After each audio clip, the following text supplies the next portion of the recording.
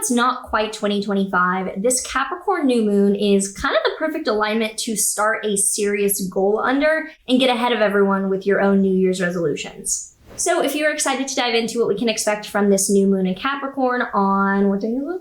December 30th, 2024. Make sure that you like, subscribe, and hit that notification bell so you are always up to date with what the stars have in store for you. If you're new here, hello, I am Maren. I make all kinds of things, so you can find all the things below.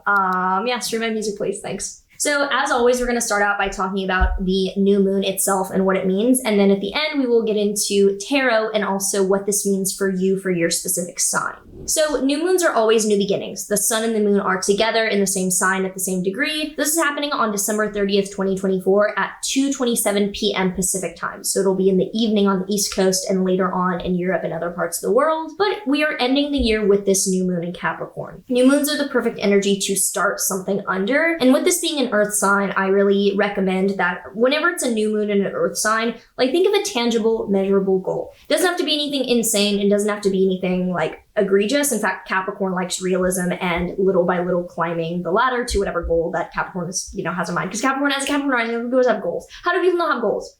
Two things I'm confused about. People that don't have goals and people that don't have inner monologue and like visualization. I don't know.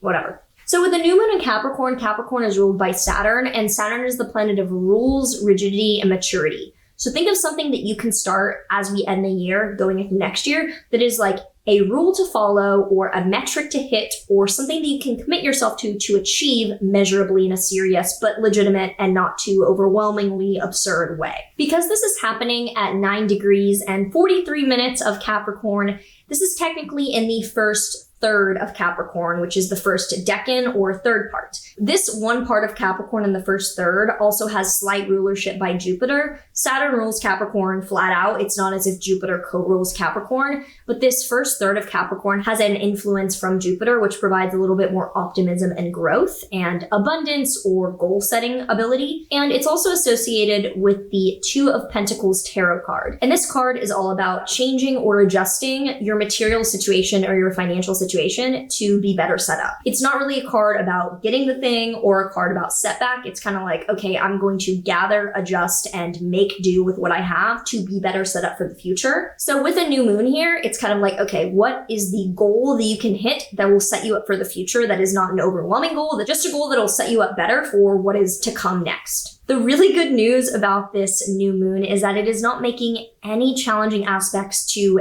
any planets. There's nothing else in cardinal signs. Like I keep double checking the chart here because I am doing the video without a script, which sometimes I do. It doesn't make a difference because I'm doing the video here just like on the fly without a script. I don't use a script for the astrology part. I just use a script for like making sure I hit the things, and I think I know the things, so I don't need a script. Whatever, what the fuck. This is not hitting any challenging planets. After so many years of bullshitting Capricorn, for this to be a new moon that is not in any challenging aspects, that is a big fucking deal. That's a big fucking deal. It shows like more clarity, less bullshit with this new moon than like just about any new moon that's happened this year. So like we're ending on a good note. I will say, however, Mars is retrograde opposite Pluto. This is gnarly. I don't like this. I'm gonna have a full video up about this. I'm sure by the time that this video is out. I should do a video on that maybe tonight. I don't know. Well, I don't think so. I don't think I'm in the mood. Mars retrograde in Leo shows drama about redoing something and having to go back, restructure, rework something frustrating. Opposite Pluto shows manipulation, triangulation, paranoia, feeling like you're being used, upset about others' motives and being used. So Mars retrograde opposite Pluto is like, I'm being forced to go and do this shit and fix this shit and put this work in, and they're using me and they're manipulating me and I'm mad and like I feel like I need to play chess. So that going on is not good. That's not cute. But that has nothing to do with the new moon. That's not making any aspects to this new moon. So this manipulation is aside. The new moon is a different new beginning. You're dealing with that fuck shit over there. But the new moon's over here. Venus is also in Aquarius, tightly square Uranus and Taurus. Venus in Aquarius is whatever. It's kind of weird. It's kind of like open. It's kind of trying things in relationships and love and stuff, but it's not bad. The square to Uranus shows wild shit. So again, unrelated to this new moon, I think that there's going to be people behaving wild and batshit, but like it's not really with the new beginning. You're like, okay, that is crazy. I'm going to start something adult over here. So Venus squaring Uranus, it's separating, so it might have already happened. So you might be doing this right after people do crazy relationship shit. The new moon is going to be trine Uranus by sign, but not super close. So I don't think there's going to be much crazy volatile Uranus energy, even in a positive way for this new moon. I feel like this new moon is pretty stable. There's nothing really that it's even hitting at all for the most part. It's going to be sextile Saturn. Okay, whatever. It's sextile Neptune. Neptune, okay, whatever, like not really important. Mercury is also going to be direct by this new moon. So Mercury direct shows more clarity and communication. It went direct, over a week ago, but it's still kind of like catching up.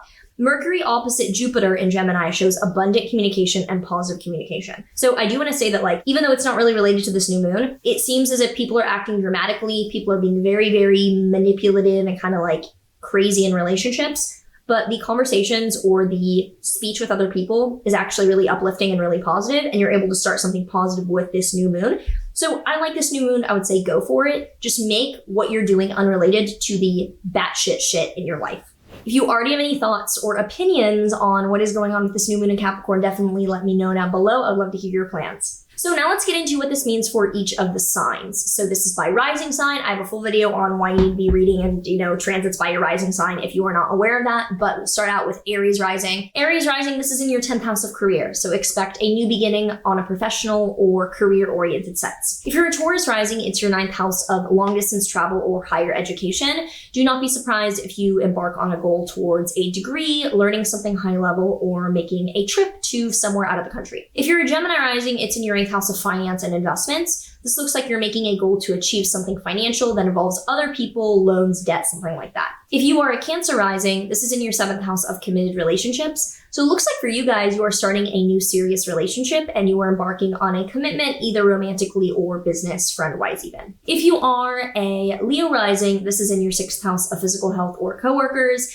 This shows that you are starting something new in a regimen for your health, like physically you are doing treatment or just diet exercise, or that you're getting a new team of people underneath you, hiring new employees, for example. If you are a Virgo rising, this is in your 5th house of dating and creativity and kids. For most people, you're going to be having like a fun time towards maybe you're dating someone new and you're focused on that, or you are working on something creatively new, an artistic or creative outlet, and you're working towards that. For some people, it could show something new with kids or getting pregnant, but for most people, it's going to be some creative or dating, thing that you're working towards. If you are a Libra rising, this is in your 4th house of home or family. You could be moving, renovating, or starting something new around home or roommate living situation. If you're a Scorpio rising, this is in your 3rd house of productivity, communication, and writing. You could be starting something new with content, some day-to-day productive task, or some like metric of hitting productivity that you want to accomplish every day. If you are a Sagittarius rising, this is in your 2nd house of income or money. So it looks like you're making a financial goal for direct day-to-day money. And if you're a Capricorn rising like me, this is in our 1st house of self. So this is a goal about physical appearance, character, personality, something that you're like, I am setting out to be this and look like or act like this. If you're an Aquarius rising, this is in your 12th house of mental health. This shows that you're either making a plan to resolve a mental health issue like an addiction or something that is kind of paining you, or it could be something that you are setting out towards like meditation or yoga where you're embarking on something spiritual. And if you're a Pisces rising, this is in your 11th house of networking and friends. Looks like you were starting to connect with or join a group of people like a party of people or a group or a network or community. Now let's pull a tarot card here for this Capricorn new moon, the last lunation of the year. We have the 8 of Swords. So this is like indecision paralysis card. When this comes up, it's like you don't really know what to make the decision about right now. I feel like this is coming about off of the challenging relationship transits that show that you don't know what to do. The new moon is like, well, embark on a goal that's different. So if you don't know what to do, you don't need to make a decision. Make a goal on something that's measurably different. If you enjoyed this and you are looking forward to this new moon, because I honestly am, give this video a like and make sure to subscribe. I would love to get more than like 50% of you because I think that's where we're at now. Subscribed, slowly we are increasing. And if you have any thoughts or any New Year's resolutions, definitely let me know in a comment down below. I hope this year ends well for you and I hope this new moon goes well for you amidst all the other stuff. And yeah, I'll see you later. Take care.